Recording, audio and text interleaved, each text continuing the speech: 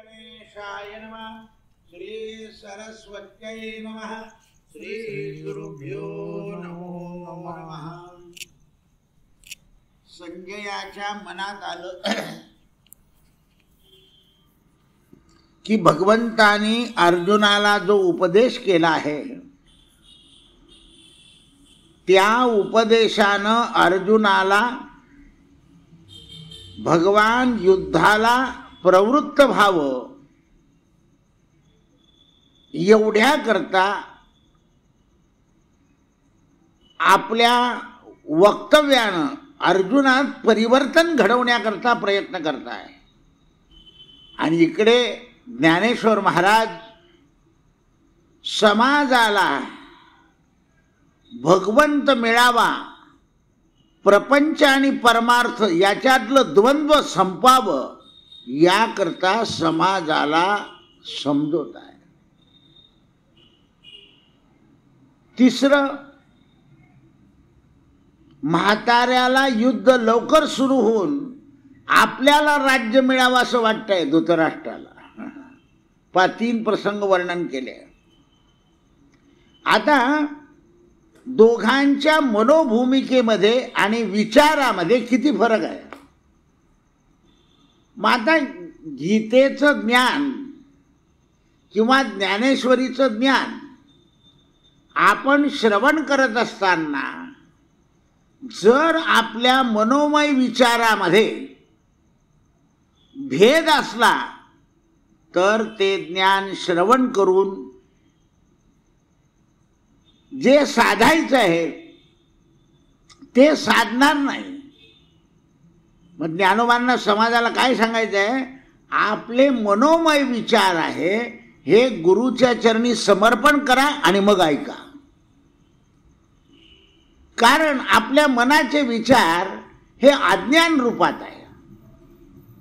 याच्यापासून सुख मिळेल, त्याच्यापासून सुख मिळेल, त्याच्यापासून होईल, याच्याने सुखी होईल, त्याच्याने सुखी होईल असं वाटतं मनाला. पण तशी मनाची वाटतं तशी समोर परिस्थिती नाही आहे. म्हणून आता बघा, प्रवचनामध्ये अनेक मुद्दे मी सांगतो. श्रोते काय करतात, तर ठराविकच मुद्दा जो त्यांना फायद्याचा आहे तो लक्षात ठेवतात. आणि जो भगवंत प्राप्तीचा इतक्या वेळा वारंवार सांगितला जातो त्याच्याकडे लक्ष देत नाही. जसं मी एखाद्या दिवशी सांगितलं किंवा एका बाईचं मन शांत होत नव्हतं, तिला सांगितलं तू दिव्याला कुंकू लावत जाय, शांत होत नाही. ते बरोबर लक्षात ठेवलं. पण आपल्याला भगवंत प्राप्ती झालीच पाहिजे हा मुद्दा मात्र श्रवणातले लोक लक्षात नाही ठेवतात. कारण जो आपल्या हिताचा आहे, आपल्या हिता असे जो दागता धन्य माता पिता तयाचिया. आता अर्जुनाला युद्धाला प्रवृत्त व्हावं असं भगवंताला वाटतं आहे आणि त्या न्यायाने त्याचा जय होईल हे भगवंताला माहिती आहे. त्याला प्रवृत्त करताय आणि त्याचा जय होणार हे देवाला माहिती आहे. पृथ्वीवर दुर्योधनासारख्या दुष्ट राजांना तडाखा दिलाच पाहिजे. कारण ते पांडवांच्या सर्व नाशाचे विचार करतात. दुष्ट लोक काय करतात, दुसऱ्यांच्या नाशाचा विचार करतात. म्हणून दुसऱ्यांच्या नाशांचा विचार करणाऱ्याचा नाश भगवंताला करायचा आहे आणि या म्हाताऱ्याला फक्त पांडवांचा नाश करायचा आहे. आता धृतराष्ट्राची प्रवृत्ती लक्षात घेऊन ज्ञानेश्वरांच्या तोंडावर किंचित खिन्नपणा चमकू लागला. पण ते लगेच भगवंताच्या मुखातून निघालेला ध्यान योग आठवून ज्ञानेश्वर प्रफुल्लित झाले. अरे आपल्याला तर आज ध्यान योग सांगायचा आहे, काय त्या धृतराष्ट्राचा विचार करायचा लोभी माणसाचा. पहा तुम्ही, आपल्याही मनात असं येतं की आपण इतकं देवाचं करतो आणि तो समोरचा काही करत नाही, तो मजा मारतो. पहा, ज्याप्रमाणे ज्ञानेश्वरांच्या मनामध्ये धृतराष्ट्र उभा राहिला त्याप्रमाणे आपल्या गल्लीतला धृतराष्ट्र आपल्या डोळ्यासमोर उभा राहतो. आपल्या नात्यातला धृतराष्ट्र आपल्या डोळ्यासमोर उभा राहतो. तर ज्ञानदेवांनी ते विचार सोडले आणि लगेच ध्यान योग प्रफुल्ल मनाने सांगू लागले. आणि सांगता सांगता आनंदाने बोलू लागले.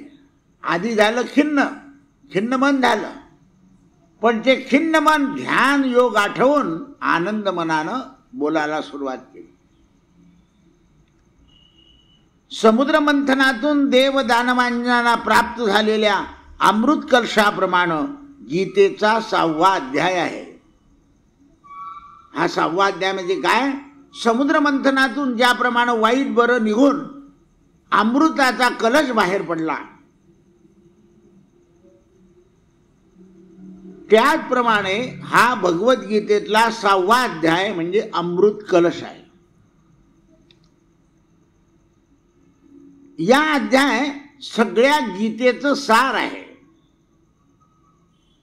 संपूर्ण गीतेचं. या अध्यायात श्रोत्यांना ऐकायला मिळणार आहे. आणि हा अध्याय या अनंताचं एक फूल आहे. म्हणजे अनंत म्हणजे परमात्मा. अनंता तुला रे कसे रे स्मरावे, अनंता तुला रे कसे रे भजावे, अनंता तुला रे कसे रे पूजावे. साईबाबा ईश्वराच्या पूजेबद्दल लिहितात, तर हे अनंताचं एक पुष्प आहे 6वा अध्याय.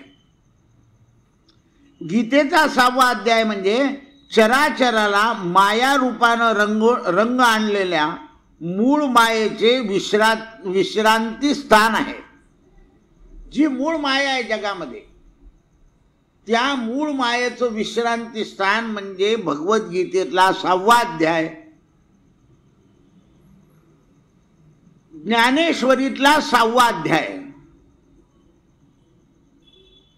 त्या अध्यायाचं नाव आहे ध्यान योग. पहा, मी तुम्हाला काल सांगितलं की बा हे योग करणारे लोक योग करतात. परवापासून मी बोलतोय त्याच्यावर. आज योग करणाऱ्याचं मत खोटं सापडलं.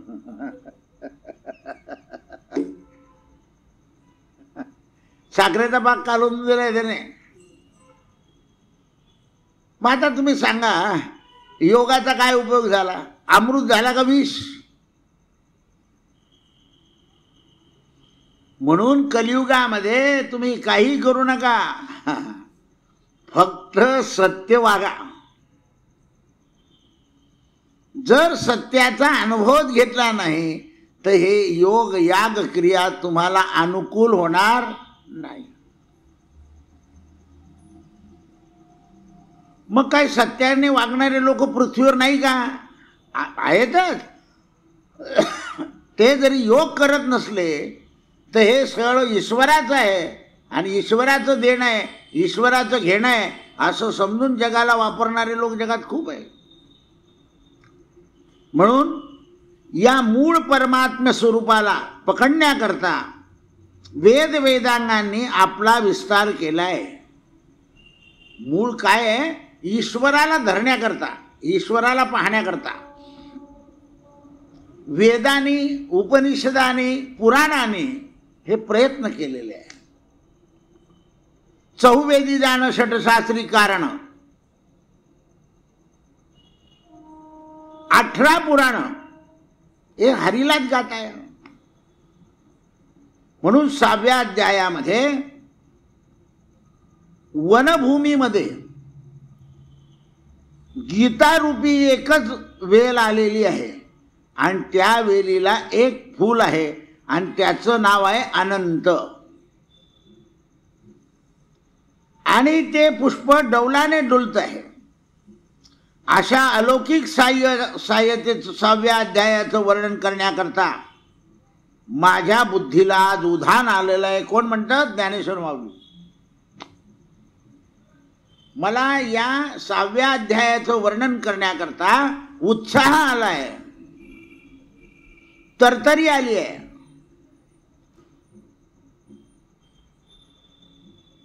त्या अलौकिक पाहुण्यांचे पाय अकल्पितपणे माझ्या घराला लागले आहे. अलौकिक पाहुणे त्या पाहुण्यांना आपले घर सर्व तऱ्हेनं समृद्ध असावे, आपल्या हृदय सपाट पाहुण्यांना आपलं सर्व दाखवून अर्पण करायचं आहे आणि मी त्याकरता तयार आहे. अलौकिक गोष्ट पहा, वास आलाय फुलाचा.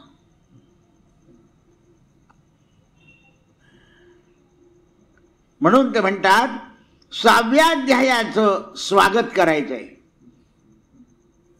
दुसरा अनुभव आहे प्रवचनातला. आपण बसलो तेव्हा नव्हता, फुलं आहेतच त्याच्यावर, पण ती बोलण्याची वेळ आणि वासाचा वारा यांचा संयोग झाला, म्हणजेच योगायोग आला. आता दूर बसणाऱ्यांना कमी आला असेल, पण इथे बरोबर आला. म्हणून ते म्हणतात माझ्या माय भाषेच्या बोल फुलांचा अलौकिक 6व्या अध्यायामध्ये मी पाहुणचार करणार आहे. कारण मूळ गीता संस्कृतमध्ये आहे आणि माऊली आपल्या मायबोलीच्या भाषेमध्ये म्हणजे मराठी भाषेमध्ये आलेल्या पाहुण्यांना या 6व्या अध्यायाचा पाहुणचार करणार आहे. मायबोलीच्या शेल्यावर अष्टांग योग रूप अलौकिक पाहुण्यांना पाऊल टाकायला ठेवणार आहे. म्हणजे पायघड्या टाकल्या शेल्याच्या आणि त्याच्यावर हे पाहुणे चालत येणार आहे. मराठी मायबोली मोठ्या घराण्यात कुलवंत व कुलवंत जन्मलेली आहे. ही मराठी कशी आहे? चांगल्या घराण्यामध्ये, कुलवंत घराण्यामध्ये जन्माला आली आहे. संस्कृत भाषा देवभाषा आहे. ही माझ्या मायेची म्हणजे आईची मायबोली आहे. मी इतकं सौंदर्य रसाळपणानं निर्माण करीत आहे, रसाळपणाने निर्माण करीत आहे. संस्कृत भाषेचं कौतुक वात्सल्य तुला जन्म घेऊन कृतार्थ झाला असे म्हणून माझी मायबोली मराठी मोठ्या आनंदानं समाजाला 6व्या अध्यायाचं ज्ञान सांगते. आता कारण हे सगळं संस्कृतचं भाषांतर मराठीमध्ये करणं हे सोपं नाही, पण माझ्या श्री गुरु निवृत्तीनाथ यांनी माझ्यावर असलेल्या कृपेमुळे ही दिव्य दृष्टी मला दिली. पहा, मी सुरुवातीला सांगितलं की सद्गुरूच्या कृपेने हा योग साध्य होऊ शकतो. शास्त्रामध्ये, पातंजली योगसूत्रामध्ये, भगवद्गीतेमध्ये लिहिलेलं आहे. आपल्याला वाचता येईल योग, पण त्या योगाप्रमाणे आचरता केव्हा येईल? योग आचरल्यानंतर सत्य व्यवहार बुद्धी होते. जर आपण योग आचरला आणि सत्य व्यवहार बुद्धी केली नाही तर त्या योगापासून जी हरीची प्राप्ती व्हायची आहे ती होत नाही.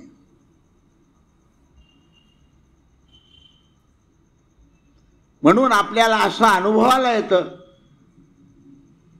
की विद्वान लोक अहंकारामुळे मार्ग चुकले आणि संतांनी त्यांना सरळ भाषेमध्ये मार्ग दाखवले. गजानन महाराजांचं जीवनातलं एक उदाहरण घ्या. नैनन छिन्नंतीवर बोलणारा साधू अनुसंधान सोडून बोलत होता. त्याला थांबवलं आणि स्वतःचा पलंग आजूबाजूने पेटवला. याला म्हणतात. म्हणून गीतेच्या काही अध्यायावर संसारी माणसाने बोलू नये असं सांगितलं आहे.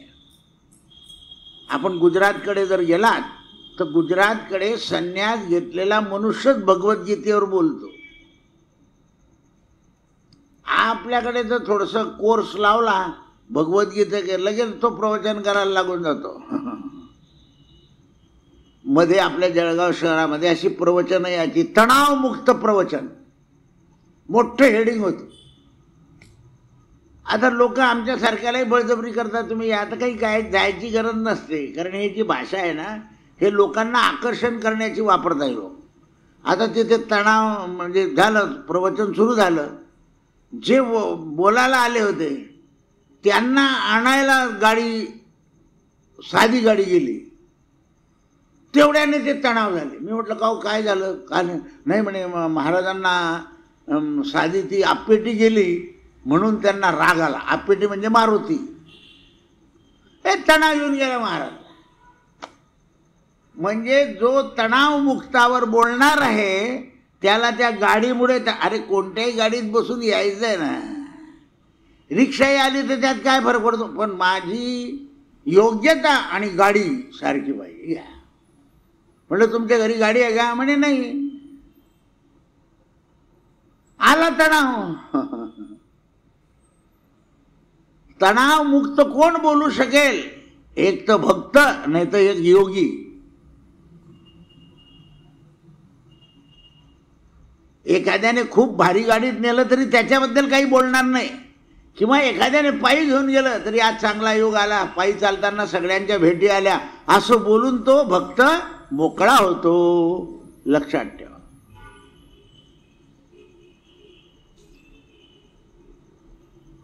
एकदा भरपूर पाऊस पडला होता. आपल्या तापीच्या पलीकडे एक मोर नावाची नदी आहे, तिला पूर आला होता आणि 12-12:30 वाजेचे लग्न होते. लग्न तिकडून इकडे गावात होते. सगळे नवदेव ट्रॅक्टरला टंगलोले आणि ती नदी पास केली, लग्न लावले. वरात कशावर निघते? घोड्यावर. ते त्यांना कुठे टंगलोलं? ट्रॅक्टरला. असे धरून ठेवा म्हणे, छोटी पास करायची होती, सोडून दिले. काय लग्न लागणं महत्वाचं नव्हतं. ट्रॅक्टरने ये का सायकलने ये का घोड्यावर बसून ये, पाऊस पडलेला, नदीला पूर.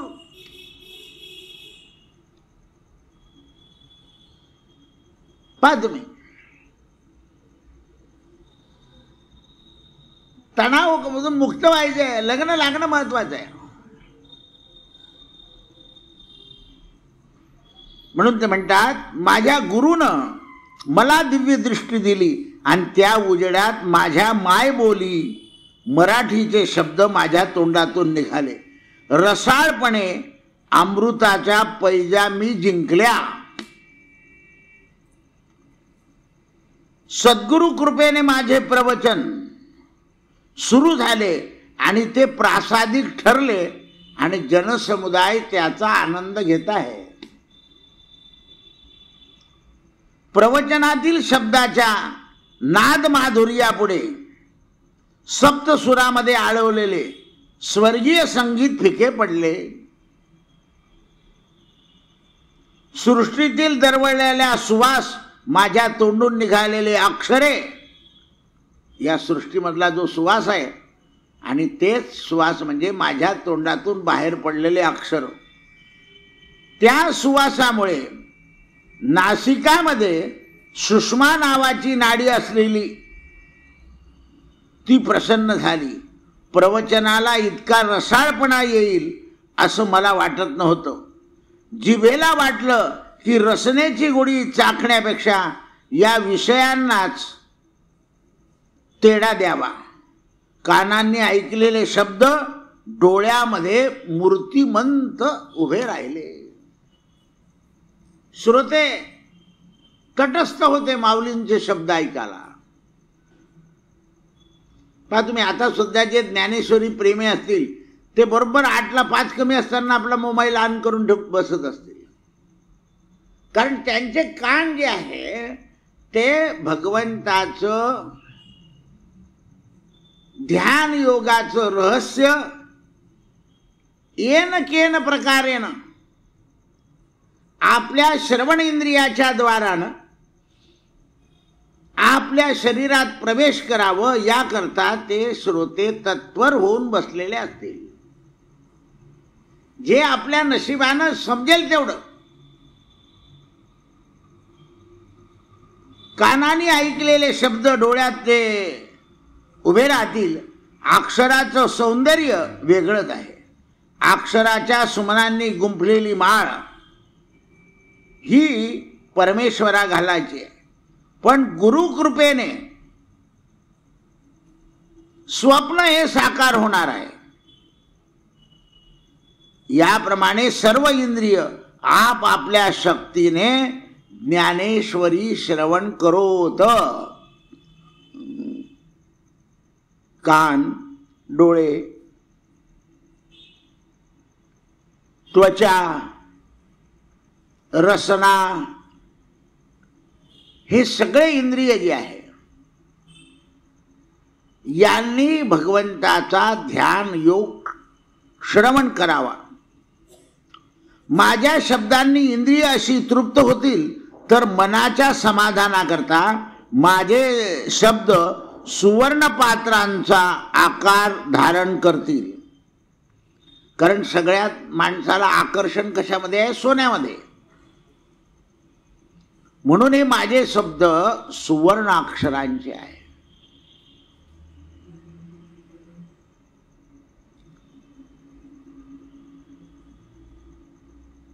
या सुवर्ण पात्रामध्ये मोक्ष रसानी सिद्ध केलेली नाना प्रकारची पक्वान्य भरलेली आहेत. पात्र कोणतं आहे? मोक्षाचं.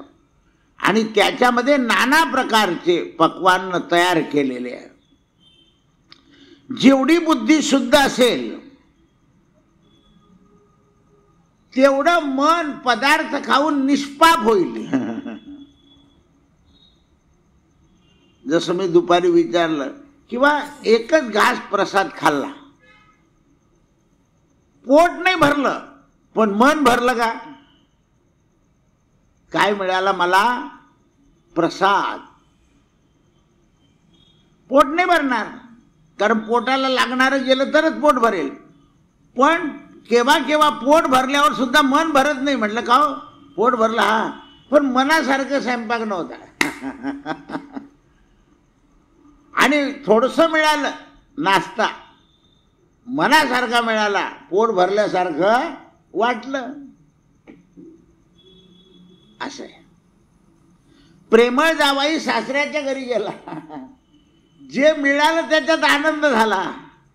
आणि अहंकारी जावायला जरी तुम्ही 5 पक्वान्य दिले आणि त्याच्या मनात जर अहंकार असेल तर तो प्रत्येक वेळा नावच ठेवेल. तो तद्वत आहे. ज्याला भगवंताच्या म्हणजे मुखातून आणि ज्ञानेश्वरीची ज्ञानोबांच्या मुखातून आपण श्रवण करतोय, याचा आनंद होतोय, आणि आपण या श्रवणाने कृतार्थ होऊ असं ज्याचं मन आहे. ज्याप्रमाणे एक घासानं मन समाधान होईल, पोट नाही भरणार, तसं एका श्रवणाने योग साधणार नाही. पण मी ज्ञानोबांच्या मुखातून ऐकलं, याच्याने मन प्रसन्न होऊन जाईल.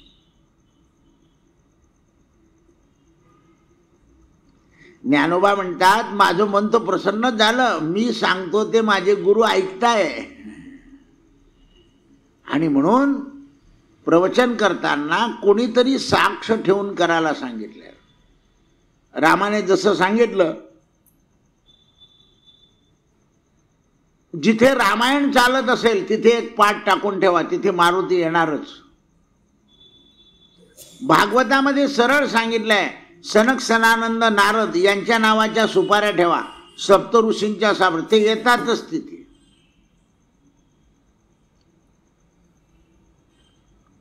नारद येतात. श्रोते हो, मोक्ष रसाची मेजवानी आपल्या कानांना, डोळ्यांना, हातांना मिळणार आहे. ही मोक्ष रसाची मेजवानी मनाच्या अंतर्मुख आत्म्याच्या नदी पार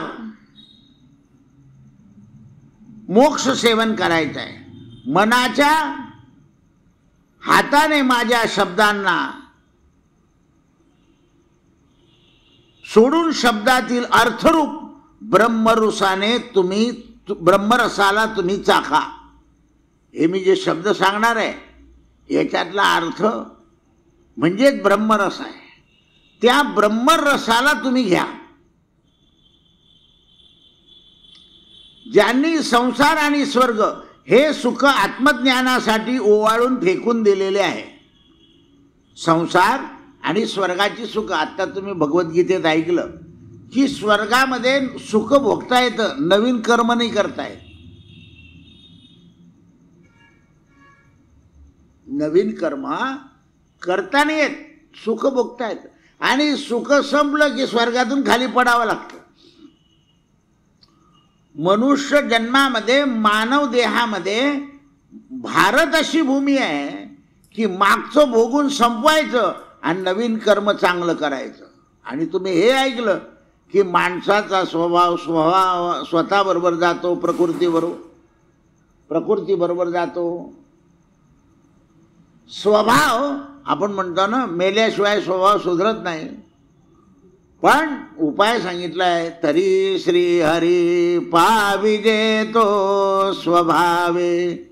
पण मनाला काय बनावं लागेल? सज्जन.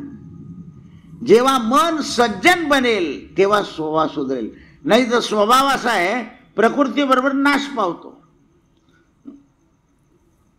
आपण म्हणतो ना, सुंब जळतो पण सुंबाचा पीळ जळत नाही.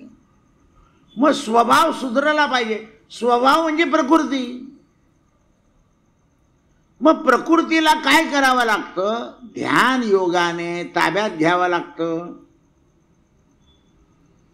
जसं जसं आपण ध्यान करू तशी ही प्रकृती आपल्या ताब्यात येते. आणि प्रकृती ताब्यात आली की स्वभाव शांत होतो. शांत होई गुरुदत्ता समविचित्ता आता. मग जशी जशी आपल्याकडून भक्तियोग, ध्यानयोग आणि कर्मयोग हे शुद्ध होत जातील. कर्मयोग शुद्ध होत जातील. तसा तसा ध्यान योग सिद्ध होत जातो. कर्म अशुद्ध असेल तर ध्यान लागत नाही. आत्ताच उदाहरण दिलं तुम्हाला की योग करणारे लोक सुद्धा चुकीचे मार्ग आचरतात. त्यांना तो योग नाही, तो एक सवय झाली.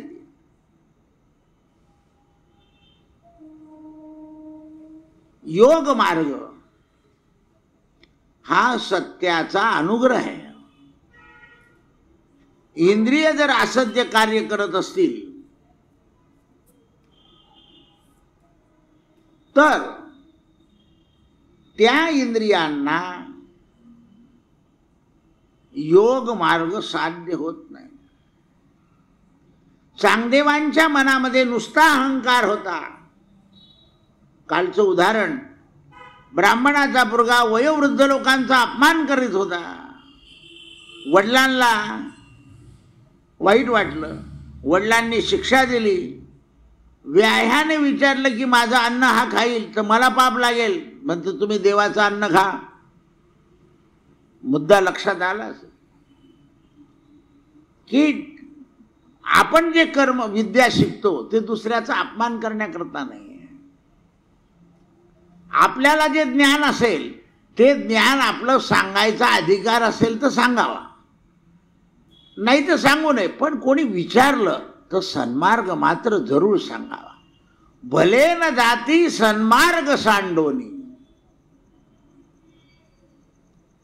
काही लोक काय करतात, आपलं सांगतच जातात, समोरच्याला ऐकायचं नसतं आणि मग त्या ठिकाणी संघर्ष उभा राहतो. आता पहा, त्या साईबाबा मंदिरामध्ये वेडे वाकडे कपडे घालून यायचं नाही, त्यांनी नियम केला. अरे काही लोक म्हणे आम्ही येणारच. का तुम्ही दुसऱ्या ठिकाणी काय जिथे जायचं तिथे जाणं, धर्माच्या ठिकाणी असे वेडे वाकडे कपडे घालून आलेच पाहिजे कशा करता? पण संघर्ष उभा करून दिला त्यांनी.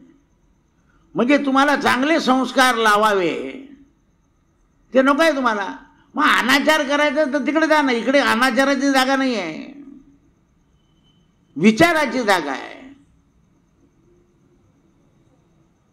येऊ नका तुम्ही.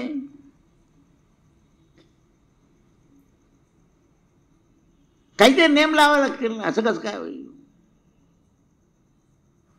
म्हणून ते म्हणतात, ज्ञानदेव म्हणाले, माझे निरूपण ऐकून आपण आपल्या आपल्या घरी आहोत असे वाटेल. इतर आपण कुठेही अनोळखी परगावी अन्य भाषेच्या संबंधात गेले तर आपण वेगळे वाटतो, पण माझी मराठी भाषा असल्यामुळे तुम्ही सगळे मराठी भाषिक, तुम्हाला असं वाटेल की आपण आपल्याच गावात ऐकतोय, आपल्याच घरात ऐकतोय. साध्या दृष्टीला ते दिसत नाही, पण साध्या बुद्धीलाही समजत नाही.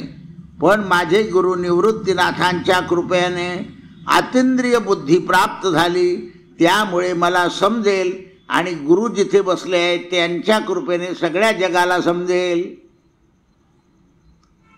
दैववशात निवृत्तीनाथांच्या कृपेचा परीस माझ्या हाती आला, त्यामुळे अशक्य शक्य झालं. दैवयोगाने निवृत्तीनाथ हे परीस आहे आणि मी लोखंड आहे. त्या परिसाला मी स्पर्श केला म्हणून तुम्हाला ही चांगली ज्ञानेश्वरी ऐकायला आली. माझं तर सोनं झालंच झालं, पण तुमचं सगळ्यांचं सोनं हो. केवढी उदारता आहे.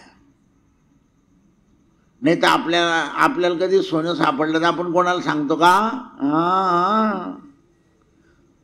सापडलं तरी सांगत नाही ना, चोरलं तरी सांगत नाही. असं आहे.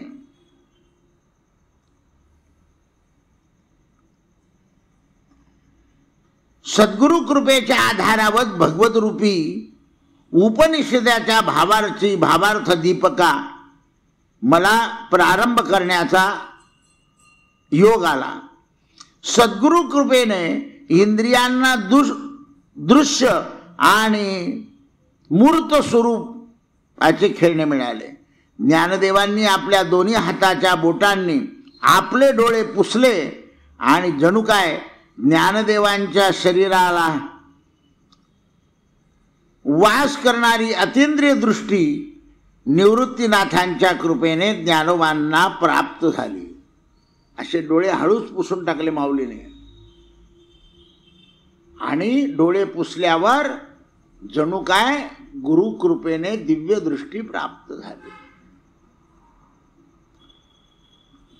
आता कीर्ती, लक्ष्मी, उदारता, ऐश्वर्य, ज्ञान आणि वैराग्य हे ज्याच्या ठिकाणी वास करतात त्याला षडगुण ऐश्वर्य संपन्न म्हणतात. म्हणजे भगवंत कोण असतो? ज्याची कीर्ती आहे, ज्याचे पाय लक्ष्मी दाबते, तो उदार आहे, त्याच्याजवळ ऐश्वर्य आहे, ज्ञान आहे आणि वैराग्य आहे. अशा ठिकाणी हे गुण वास्तव्य करतात. याला षडगुण ऐश्वर्य संपन्न भगवंत असं म्हणतात. सर्वसंग परित्याग केल्यानं नेहमी भगवान श्रीकृष्ण परमात्माला अर्जुनाला संन्यास तोच योगी आहे हे समजत आहे. संन्यासीच योगी आहे. आता योगी संन्यासी काय करतात ते पहा तुम्ही. काय समजत आहे? अर्जुना, या जगात निष्काम कर्मयोगी आणि कर्म संन्यासी हे दोन्ही एकच आहे. कर्म संन्यासी आणि निष्काम योगी हे शब्द वेगळे वाटत असतील, पण दोन्ही एक आहे.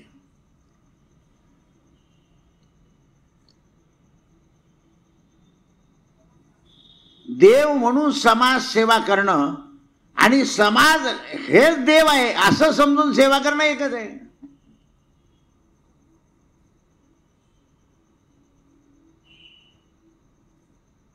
असा सगळा भाव एकच आहे. देवाच्या दर्शनाला जाता येते किंवा निरनिराळ्या कलशामध्ये ठेवलेले पाणी जसे एकाच जलशय असते पण कलश वेगवेगळे. एक बादली आणली आपण, त्याच्यातून 5 तांबे भरले. तांबे वेगळे आहे, उभ्या आकाराचे, गोल आकाराचे, पण पाणी मात्र एक आहे. तसं ज्ञानयोग करा, भक्तियोग करा, कर्मयोग करा, त्यातला ईश्वर मात्र एक आहे. सोनं एक आहे, अलंकार वेगवेगळे झाले, अंगठी झाली, बांगडी झाली, मंगळसूत्र झालं. नवीन पद्धतीचा काही अलंकार असेल तोही झाला. अर्जुना, कर्माचरण करून केलेल्या कर्मफळात मनात कसलीही आसक्ती धरत नाही त्याला योगी असं म्हणतात.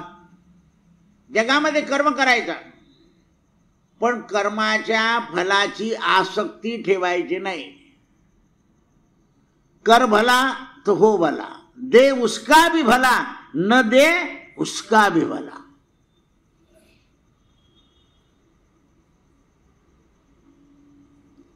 एक दृष्टांत सांगतो. लक्ष्मणबुवा निजामपूरकर हे एकदा डोंबिवलीला कीर्तन करीत होते काल्याचं. दृष्टांत सांगता सांगता कीर्तनामध्ये गोपालकृष्णाचं मंदिर होतं स्टेशनाच्या जवळ, आणि तिथे कीर्तन चाललेलं होतं. कीर्तनामध्ये एक श्रोता कीर्तन ऐकता ऐकता त्याला रडू येत होतं. सगळं कीर्तन झाल्यावर महाराजांनी त्याला विचारलं, का रे बाबा तू रडतो काय? म्हणजे महाराज मला पुण्याला जायचं आहे, आता गाडी आहे रात्री 11 वाजता. माझी आई आजारी आहे, मरणमुख, तिला भेटायला जायचं आहे, पण कीर्तनाचा आवाज ऐकला, बसलो, सारखी आईची आठवण येते. महाराज म्हणाले की बाबा काही भाड्यापुरते पैसे आहे की नाही तुझ्याजवळ? म्हणजे महाराज इकडच्या भाड्याचे तर पैसे आहे, पण तिकडून काही सोय होणार नाही एवढी. म्हणजे असं करे, मला जे मिळाले नाही हे घेऊन जा आणि जा आईच्या भेटीला. तर ते ताटात आलेले पैसे पेटी आणि तबल्यावाल्यांचे असतात, बुवाची पिठोनी वेगळी असते. पेटी तबल्यावाल्यांना वाटलं की यांनी आपले पैसे देऊन टाकले. लक्ष्मण बुवा म्हणाले, मी आत्ताच्या आत्ता हे जे पैसे तुमचे आहे ना स्विस बँकेमध्ये फिक्स्ड डिपॉझिटला ठेवले म्हणे, तुम्ही काही काळजी करू नका, 2 दिवसात तुम्हाला त्याचे दुप्पट मिळून जातील.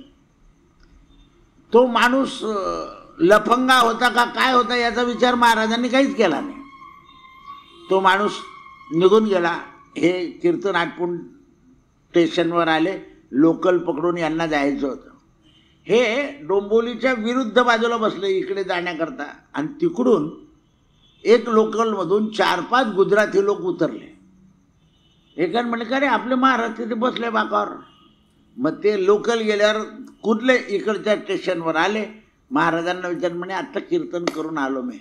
सगळ्या गुजराती लोकांनी आपल्या खिशाच्या 10-15 गुजरातींनी 100-100च्या 8-10 नोटा टाकून दिल्या त्यांच्या पायापुढे स्टेशनवर. गुजराती लोक गेले. महाराज म्हणे बा स्विस बँकेतले पैसे दुप्पट होऊन आले. अशी भावना असते. काही त्यांना बोलवायला गेले तिथे, घे रे तुझे पैसे दुप्पट, म्हणजे जे रोज देत होते 50 रुपये त्याचे 100 देऊन टाकले, दुप्पट घेऊन जा. पेटीवाल्याला 100 दिले, तबल्यावाल्याला 100 दिले, झानवाल्याला 100 दिले. पण त्यांनी त्या सरळ भावनेने त्याला देऊन टाकले. हे स्टेशनवर बोलायचे, तो का लबाड होता का काय होता, तुम्हाला बोलवून गेला म्हणजे जाऊ दे ना, गेले ना, येतील म्हणजे दुप्पटला टाकले तुमचे. संतांच्या बोलण्याने 1 तासामध्ये त्याचे तिप्पट झाले. खरे संत काय करतील, काय करताना हे महाराज, असे अनेक संतांची उदाहरणं असतात, ती आपल्या लक्षात नाही येत. आपण काय करतो, आपल्याला अनुकूल घटना घडली की आनंद मानतो, प्रतिकूल घडले की लगेच. संत तसं नाही, अनुकूल घडो का प्रतिकूल घडो ते आनंदात राहतात, म्हणून ते योगी आहेत. कारण सगळ्याच घटना आपल्याप्रमाणे कसं काय होती. रोज सूर्योदय होतो, पण आपल्याकडे सूर्योदय एखाद्या वेळेला दुःखाचा होईल. काही बातमी येते, काही डोकं दुखतं, काही पोट दुखतं. म्हणून ते म्हणतात, अर्जुना जगात निष्काम कर्मयोगी आणि कर्मसन्यासी हे दोन्ही एकच आहे. दोन्ही निरनिराळ्या रस्त्याने जात आहे, पण त्यांचा मुक्कामाचा दर्शनाचा ठिकाणा मात्र एकच आहे. ज्ञान मार्गाने जा, कर्म मार्गाने जा, अथवा भक्ती मार्गाने जा, भगवंताची प्राप्ती व्हायचीच आहे. हे जे सगळे साधन आहे ते भगवंताच्या प्राप्तीचेच आहे. हरिप्राप्तीसी उपाय तेने धरावे संतांचे पाय, तेने साधती साधने तुटती भवाची बंधने. अर्जुना,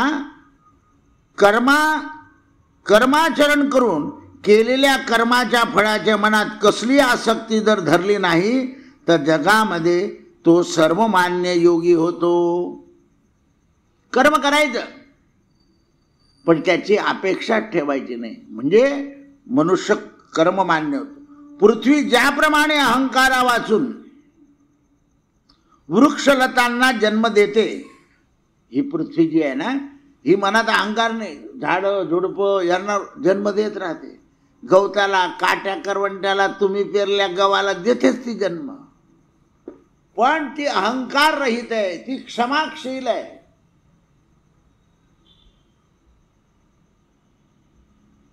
ती सगळ्यांना जन्म देते. पहा तुम्ही, काटे आपल्याला उपयोगी येत नाही, काय उपयोग येतात, पण शेतकऱ्याला मात्र पूर्वी उपयोगी येत होते. त्याचं खळं करायचा तो आजूबाजूला. असं आहे जगामध्ये. कंपाऊंड होऊन जातं त्याचं. परत वर्ष झालं, सगळं जाळून टाकलं, परत नवीन काटे आणले, नवीन केलं. श्रमाचं कंपाऊंड होतं, पैसे कमी लागायचे. आज माझ्या खळ्याचे काटे, चला आपण तोडून आणू, उद्या त्याचे तोडून आणू, त्याचे तोडून आले, खळे करून घ्यायचे शेतकरी.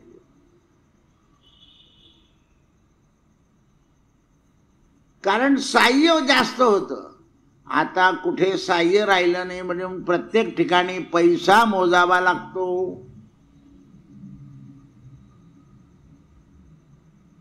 आणि पैशानं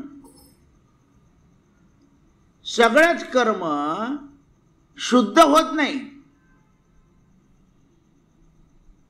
पैशानं कर्मामध्ये अशुद्धता येते. ज्या प्रकारचं द्रव्य असेल त्या प्रकारचं. म्हणून पृथ्वी अहंकारा वाचून वृक्षलतांना जन्म देते, फुलाफळांना जन्म देते, पण पृथ्वी यांच्यापासून काही अपेक्षा ठेवते का? नाही.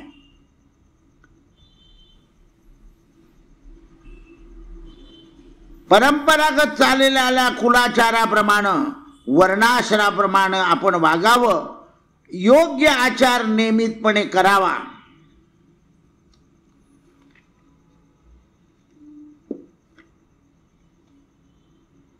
केलेल्या कर्म ज्याच्या मनाला जाणीव नसते त्याला कर्मापासून काही मिळणार नाही, पण ज्याच्या मनाला त्या कर्माची जाणीव असते त्याला त्या कर्माची शांती मिळते. मी मागेही उदाहरण तुम्हाला सांगितलं. एखाद्या भगिनीला स्वच्छता करायची सवय असते. ती घरात भांडे कुंडे घासून सगळं स्वच्छ करून झालं, हातपाय धुतले की एकदा त्याच्याकडे पाहून येते, असं मस्त झालं. आता जिला काही स्वच्छतेची जाणीव नाही आणि करायचा कंटाळा, काय झालं, असंच ठेवलं पाहिजे, असं काय का एका टोपलीत ठेवून द्यायचं, लागेल तेव्हा घेऊन यायचं. तिला काय वाटेल ते. पाच बरेच लोक तसं तसं पडू देतात आणि लागलं त्याच्यातून घेतात आणि पुन्हा ते झालं की एका टोपलीत टाकून द्यायचं. आता एवढाले जरी हे सुरू झाले ना, गॅस ओट्याच्या खाली हे सगळं चांगलं होतं. घरामध्ये सगळं असं लावलेलं असायचं, ताट्या कंबशा वगैरे दिसायची, पटकन घ्यायचे. आता त्या खोपदारात घालून द्या, घरात काहीच दिसायला नको. ते असे किडे होता, वास करत ते. बरं, हजारो रुपये खर्च केले त्याच्याकडे. आता त्याचे किडे मारण्याकरता परत दुसरं औषध. पहा तुम्ही, चांगलं अगदी व्यवस्थित होतं. बरं, आताही संध्याकाळी कोणाला तरी मी सांगितलं, म्हणे बा दारापुढे आपण पाय पुसणे टाकतो, ते कोणत्या आकाराचे पाहिजे. म्हटलं तर हे काय लावलं, आमच्या बापदाद्यांनी पोते टाकले होते. काय टाकले होते म्हणजे त्याचे आकार सुद्धा सांगता येतात. अंडाकृती नको, चौकनीत पाहिजे काय. मग त्या बाईला म्हटलं, बाई तुमच्या स्वयंपाकघराचं तोंड आग्नेला आहे ना, तुम्ही मला प्रामाणिकपणे सांगा, किती दिवस तुम्ही घरात स्वयंपाक करता? म्हणे दादा 15 दिवस बाहेर आणि 15 दिवस. मग कशाला लागणे कोपऱ्यात तो हंडी घातली? जर तुम्हाला करायचाच कंटाळा आहे तर तो आग्नेय दिशेचा अग्नी करेल काय? जर आग्नेय दिशेला सगळं केलं असेल तर त्या बाईला इतकी तरतरी पाहिजे की मुलं आले की गरम करून दिले पाहिजे, पती आला की गरम दिलं पाहिजे. ती सगळं थापून ठेवते, थंड गरम डबा पाहते, आणते, त्याच्यात पोळ्या ठेवते आणि झी पाहत राहते. अशा लोकांच्या घरात कितीही तुम्ही, काय होईल? गरम अन्न खाऊन काय होईल? मुलांचं, पतीचं आणि स्वतःचं आरोग्य चांगलं राहील. आरोग्य चांगलं राहणं हे सगळ्यात उत्तम भाग्य आहे. पहा तुम्ही आता जगात सगळ्यांचं आरोग्य कशात गेलंय? धोक्यात. काय परिस्थिती आहे? सगळ्यांचं आरोग्य धोक्यात गेलेलं आहे.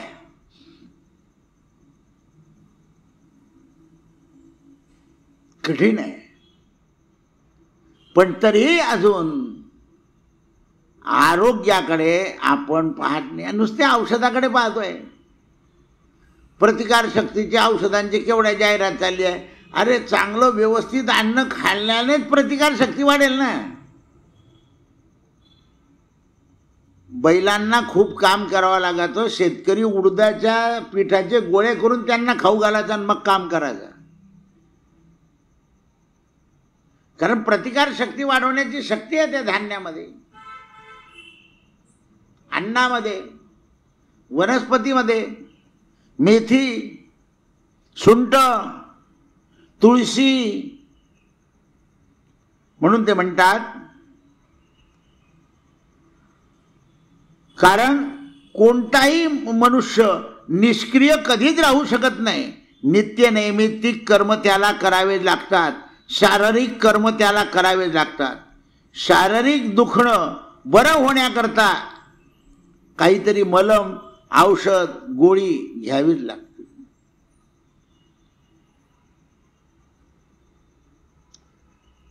एक 8 वर्षापूर्वी आपल्याकडे एक साधू आले होते. माझा भागवत सप्ताह चालू होता आणि त्यांना कॅन्सर होता.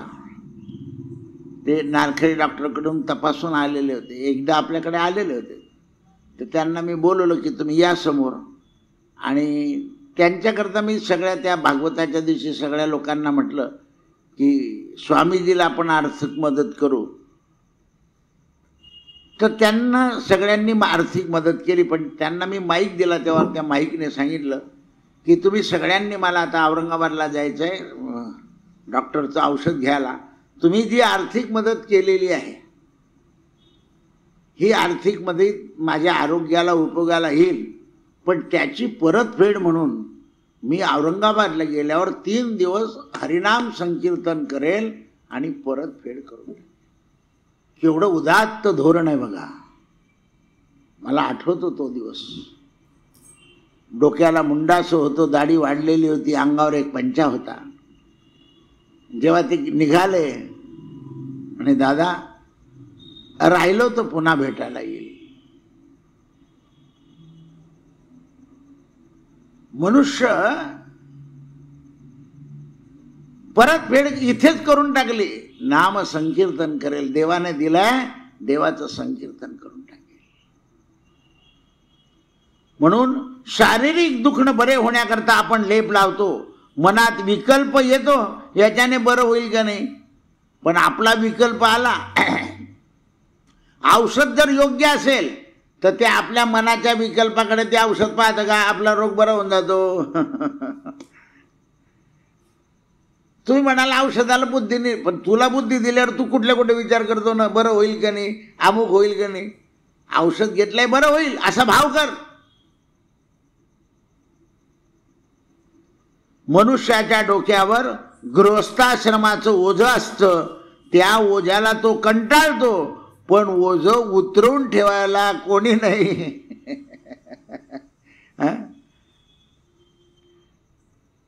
ओझं प्रत्येकाच्या डोक्यावर आहेच. आता कर्जही करून ठेवता लोक. म्हणून संन्यास आश्रमाचे नव्हे, आपल्या हाताने डोक्यावर आपणच कर्म ठेवलेले आहे आणि त्याचे दुःख. अर्जुना, सर्व शास्त्राचा एकच ध्वनी निघतो की संन्यासी तोच योगी. म्हणून मनामधला त्याग विकल्प सोड. विकल्प सुटला की तू मग सुखी होशील. अर्जुना, योग रूपी पर्वत चढून जाऊन योग पर्वतावरच्या शिखरावर अनंताचं दर्शन करायचं आहे. म्हणून महादेवाचे मंदिरं उंच ठिकाणी असतात आणि त्या ठिकाणी जाऊन लोक आपली स्वरूप स्थिती करतात असं माऊलीने समजून सांगितलं. तेव्हा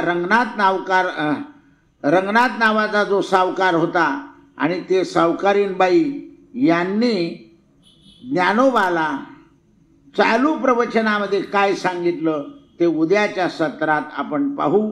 भगवंताने अर्जुनाला सांगितलं, अर्जुनाचा संशय मिटवला. हरे राम राम राम हरे हरे, हरे कृष्ण कृष्ण कृष्ण हरे, पुंडली वरदा हरि विठ्ठल. श्री ज्ञानदेव गोपाल कृष्ण भगवान की.